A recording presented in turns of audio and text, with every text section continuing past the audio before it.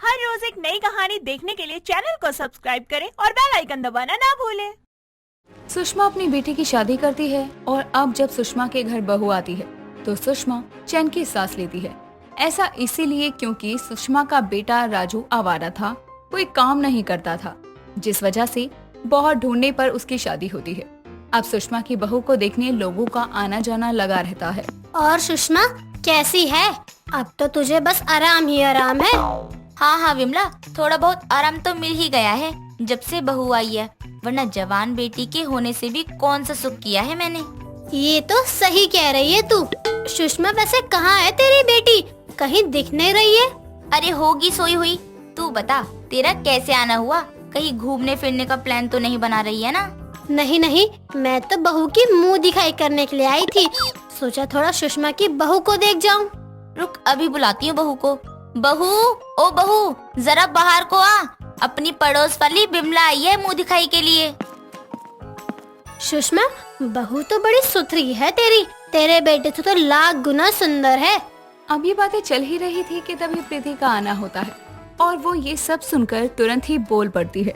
O come on aunty, कहाँ से आपको भाभी सुथरी लग रही हैं? इनका रंग देखो और मेरा देखो। अब इसके ड्रामे शुरू। पूरी अपने बाप पर गई है, बिना वजह बीच में टांग अड़ाने की जो आदत है। तू तो देख ही दिखाई है प्रीति। मैं तो बहू को देखने आई थी। सुषमा, मुझे तेरी बहू बहुत पसंद आई। वैसे विमला आंटी, आप भी बहुत पुरानी हो गई हो, कुछ तो बदलो जो देखने में मजा आए। राम राम राम। सुषमा, कुछ तो सिखा अपनी बेटी को। कल को ससुराल जाएगी तो अपनी सास को ही बदल देगी ये। जरूरत पड़ी तो बदलनी तो पड़ेगी ही विमला आंटी। प्रीति को दिखावे का ज्यादा ही शौक था, जिस वजह से वो बहुत बार तो कई ऐसी हरकतें करती थी कि किसी को हजम ही ना हो। अब देर शाम प्रीति अपनी माँ सुषमा और विमला के साथ मार्केट जाने के लिए निकलती है। भाभी, हमें आने में लेट हो जाएगा, तो आप खाना बना कर रखना और मेरे लिए मत बनाना। क्यों? कोई शादी पार्टी में जा रही है क्या तू? अरे आंटी, आपको तो सब पता है, मुझे बाहर का खाना पसंद है, इसलिए खाना ऑर्डर करूँगी। हाँ, क्यों नहीं। वैसे ही इसने दिखावे के पीछे मुझे बर्बाद कर रखा है और कल को पति का घर भी बर्बाद करेगी। तीनों मार्केट पहुँचते हैं। वहाँ पहुँचकर प्रीति अपने लिए आइसक्रीम लेने जाती है। तभी एक लड़की आइसक्रीम वाले से कहती है, भैया, आपके पास जो सबसे महंगी आइसक्रीम है ना, वो दे दो। 500 की आइसक्रीम? ओह, लगता है ये बहुत अमीर है, पर मैं कौन सा कम अमीर हूँ। वैसे भी भाभी के सामने थोड़ा रुतबा तो बनाना ही पड़ेगा। अब प्रीति भी वो महंगी वाली आइसक्रीम खरीद लेती है और इधर सुषमा और विमला सब्जियां लेकर आती हैं और तीनों घर पहुंचती हैं। भाभी, जल्दी से बैग में से आइसक्रीम निकाल दो, वरना मेल्ट हो जाएगी वो। जी अभी निकाल देती हूँ। भाभी, ध्यान रखना कि ये आइसक्रीम कोई ना खाए, पूरे 500 रुपए की है। कितने की है? फिर से बोल जरा।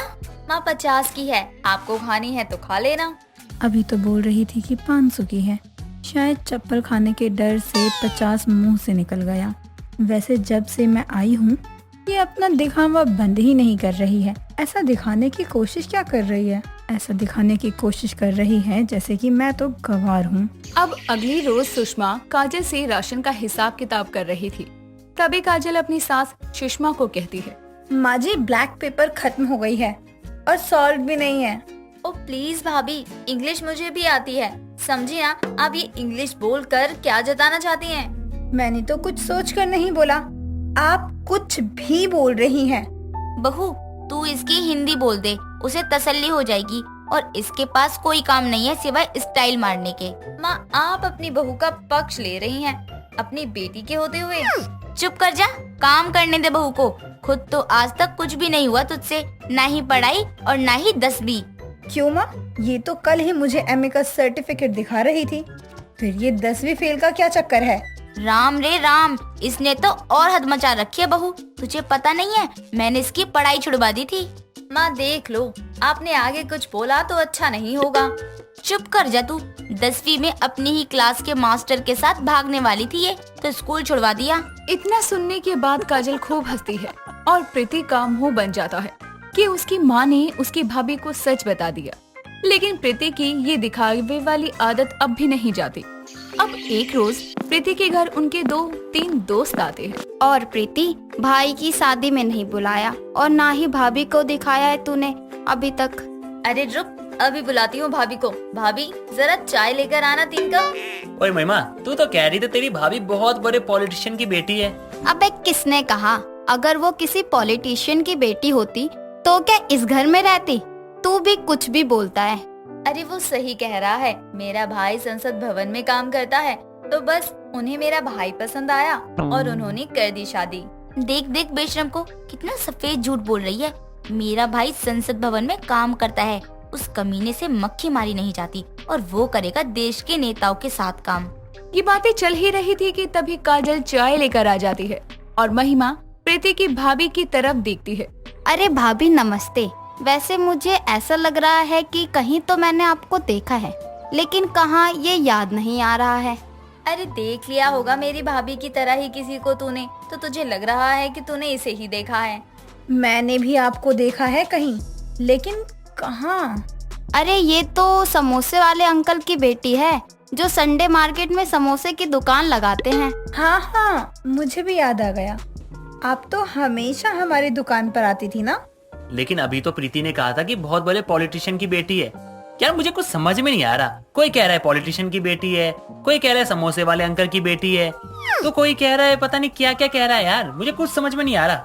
रवि ठीक से सुना भी तो कर। भाभी के पापा बड़े बड़े राजनेता के एक्ट करते हैं कई शोज में।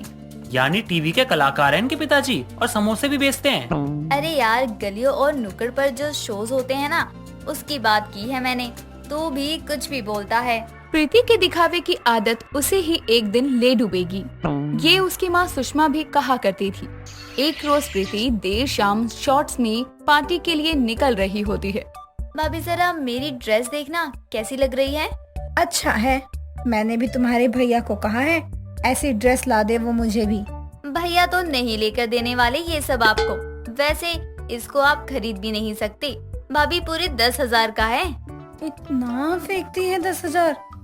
10वीं फेल को पता भी है कि 10,000 में जीरो कितने होते हैं। अब जैसे ही काजल घर से निकलती है और कुछ दूर चलती है, वैसे ही एक लड़का प्रीति का पर्स लेकर भागता है। अब सामने से विमला आ रही थी और वो प्रीति को चिल्लाते हुए सुन लेती है और उस भाग रहे लड़के की आंख में लाल मिर्च का पाउडर डाल देती है। राम रे राम, सुषमा की बेटी भी सर पर चढ़ गई है उसके। चल अंदर, तेरी माँ से शिकायत करती हूँ। अरे विमला, ये हाथों में मिर्च का पैकेट और ये रो क्यों रही है? क्या किया तूने मेरी बेटी के साथ? इसे इस समय जो घर से बाहर भेज रही है, तुझे शर्म नहीं आती है क्या? आजकल का समय इतना खराब है। जैसे ये निकली वैसे इसके पीछे चोर लग गया और पर्स लेकर भाग रहा था। अच्छा माँ जी, इसने अपने सैमसंग वाले फोन पर एप्पल का सेटअप करवा लिया है। वो तो मैंने लोगों में अपना इम्प्रेशन जमाने के लिए किया था। तो कैसा लगा जब वो चोर तेरा बैग लेकर भाग रहा था? वो तो मैं सब्जी के लिए मिर्च पाउडर लेकर आ रही थी, वरना तो उसे कौन ही पकड़ पाता। अब प्रीति को इस इंसिडेंट के बाद ही सबक मिल जाता है कि कभी कभी दिखावा कितना महंगा भी पड़ सकता है। पायल की एक छोटी सी पकोड़ों की दुकान थी। सभी को पायल के हाथ के पकोड़े बहुत पसंद थे। कई लोग शादियों व त्योहारों में पायल को केटरर का काम दिया करते।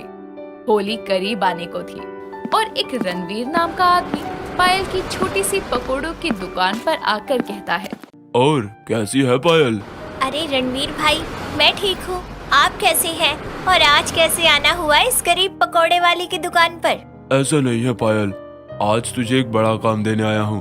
अगर तूने वो कॉन्ट्रैक्ट पूरा कर दिया तो तेरी किस्मत बदल जाएगी। अच्छा भैया, ऐसा क्या काम है? जल्दी बताओ। देख पायल, होली करीब है तो तुझे एक बड़ी पार्टी के लिए स्पेशल पकोड़े बनाने हैं। कोई गलती नहीं होनी चाहिए और अच्छे पैसे मिलेंगे, समझी? अरे आप इस बात की चिंता बिल्कुल मत करो, मैं सब संभाल लूंगी। आप बस ये बताओ काम कब करना है? होली के दिन सुबह सुबह जाना है। ठीक है भैया, मैं आ जाऊंगी। इतना कहकर रणवीर वहाँ से चला जाता है और पायल बहुत खुश होती है कि अब उसे एक अच्छा काम मिलेगा और यूं छोटी सी दुकान में पकोड़े नहीं बेचने पड़ेंगे। होली का दिन करीब आ गया था और पायल पार्टी के लिए पकोड़े बनाने के लिए वहाँ पहुँचती है और वहाँ रणवीर पायल से कहता है, सुन पायल, तुझे 2 तरह के पकोड़े बनाने हैं। एक जिनमें भांग मिलानी है और एक में भांग ना मिली हो, ठीक है? थोड़ी भी गलती ना हो पाए। भैया आप बेफिक्र होकर जाओ, मैं सब संभाल लूंगी। अब पायल सभी के लिए पकोड़े बनाना शुरू करती है और एक तरफ भांग वाले पकोड़े और दूसरी तरफ बिना भांग वाले पकोड़े बनाती है। और जैसे ही सारे पकोड़े बनकर तैयार होते हैं तो वहाँ के वेटर को बुलाकर कहती है, सुनो, मैं तुम्हें इस ट्रे में पकौड़े रखकर दे रही हूँ।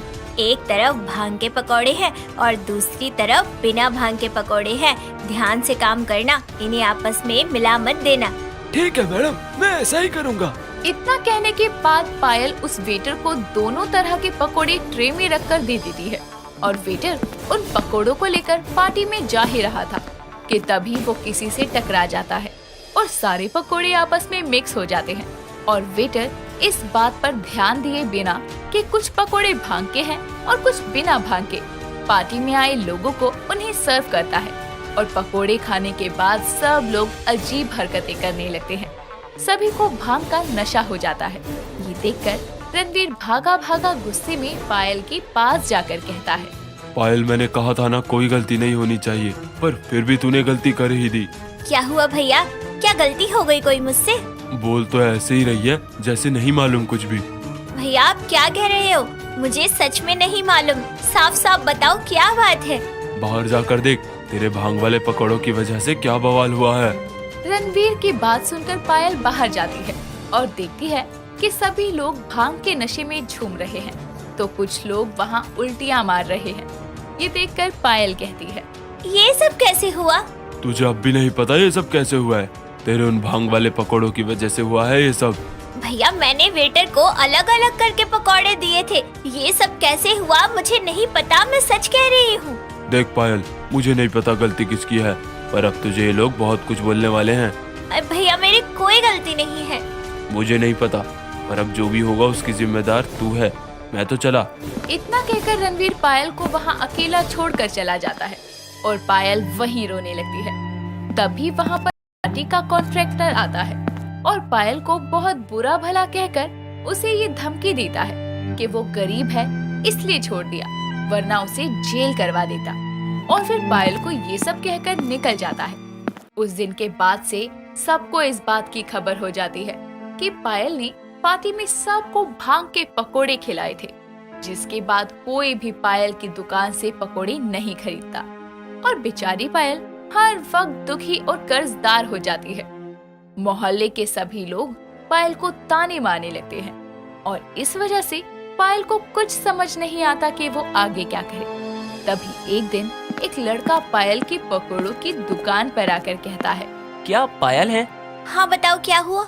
मैंने सुना था कि आपने एक होली पार्टी में सभी को भांग के पकोड़े बनाकर खिला दिए थे। दफा हो जाओ यहाँ से, यहाँ पर बहुत लोग हैं यही सब कहने वाले, समझे तुम? पर मैं उन सभी की तरह तुम्हें ताने नहीं देने आया। तो फिर तुम यहाँ करने के आए हो? देखो मुझे पता है अभी तुम बहुत मुश्किल में हो और तुम्हें पैसों की बहुत जरूरत है। तुम्हें काम क्या है ये बताओ? मैं सीधा काम की बात पर आता हूँ। मुझे तुम्हारी एक मदद चाहिए और उसके बदले तुम्हें बहुत सारे पैसे दूंगा। पर मैं ये सब काम नहीं करती, तो मुझे गलत लड़की समझ रहे हो? नहीं, मैं बिल्कुल सही जगह आया हूँ और मेरा ये काम तुम ही कर सकती हो। क्या काम है जो सिर्फ मैं ही कर सकती हूँ? तुम्हें मेरे लिए कुछ पकौड़े बनाने हैं, वो भी नशे के, जैसे तुमने होली पार्टी में बनाए थे। पर वो मैंने जानकर नहीं किया था। अब मैं भांग के पकौड़े नहीं बनाती। एक आखिरी बार बना दो मेरे लिए, मुझे इसकी बहुत जरूरत है। पर तुम्हें ये पकौड़े क्यों चाहिए? अब राहुल पायल को भांग के पकोड़े बनवाने के पीछे की वजह बताता है कि राहुल कॉलेज में एक लड़की आशा से बहुत प्यार करता था और उससे शादी करना चाहता था, पर लड़की ने राहुल को धोखा दिया और अब वो लड़की किसी और से शादी करने वाली है और उसकी शादी रोकने के लिए वो ये सब करना चाहता है ताकि राहुल भांग के पकोड़े उस लड़के को खिलाकर बेहोश कर दे, जिससे कि उसकी प्रेमिका शादी करने वाली थी वो शादी रुक जाए और उस लड़के को सब सच बता दे कि जिस लड़की से वो शादी करना चाहता था वो लड़की धोखेबाज है और पैसों के लिए उससे शादी कर रही है। राहुल की ये सब बात सुनकर पायल कहती है, ठीक है, तुम्हारा इरादा गलत नहीं है, इसीलिए मैं तुम्हारी मदद करूंगी। थैंक यू सो मच पायल। काम कब करना है ये बताओ? राहुल पायल को सब समझाता है और बता देता है कि कैसे और कब बनाने हैं भांग के पकोड़े। पायल राहुल की बात मान जाती है और कुछ दिनों बाद राहुल पायल के पास आता है और पायल नशे वाले पकोड़े बनाकर राहुल को देती है। राहुल पायल को उन पकोड़ों के बदले पैसे दे देता है और पायल अगले ही दिन सारा कर्ज चुकाकर कहती है, चाहे जैसे भी हुआ, पर अब मेरा सारा कर्जा खत्म हो चुका है। अब जो पैसे बचे हैं उनसे मैं अपने पकौड़े की एक छोटी सी दुकान को बड़ा कर लूंगी। इसी से मैं अपनी गरीबी दूर करूंगी। पायल अपनी छोटी सी दुकान को बड़ा करने के लिए एक नए मोहल्ले में अगले दिन दुकान देखने जाती है, जहाँ कुछ लोग एक अर्थी को कंधा दे रहे थे।